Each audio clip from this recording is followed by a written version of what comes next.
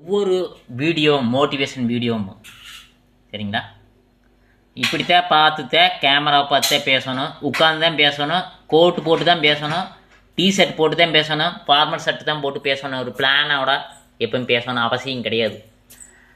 கருத்து நல்லா இருக்கிற போது, பேச்சு நல்லா இருக்கிற போது, அதில் அர்த்தம் நிறையா இருக்கிற போது கண்டிப்பாக அதை பார்த்து அதை கவனித்து அதுக்கு தகுந்த விஷயத்தை கற்றுக்குவாங்க, தெரிஞ்சுக்குவாங்க. அப்படிப்பட்ட ஒரு ஏஜ் பர்சன் 40 வயசுக்கு மேலே இருக்கிறவங்க புரிஞ்சு பார்ப்பாங்க.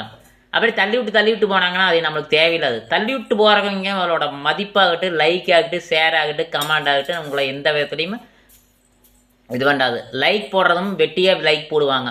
நல்லா இருக்குது, பேச்சு நல்லா இருக்குதுங்கிற அதில் என்ன புரிஞ்சல் இருக்குது, என்ன தெரிஞ்சுக்கிறாங்கன்னு தெரியாது. கரெக்டாங்க. தெரிஞ்சவன் கேள்வி கேட்க மாட்டேன், புரிஞ்சவன் கேள்வி கேட்க மாட்டேன். அந்த 40 வயசுலேருந்து அதுக்கு மேலே இருக்கிறவங்க ஒவ்வொருத்தையும் நினச்சி பார்த்து இதில் அர்த்தம் இருக்குதுன்னு நினச்சிட்டு வாயும் கூட பேச முடியாது, கம்முன்னு இருப்பாங்க. அதுதான் வெற்றி.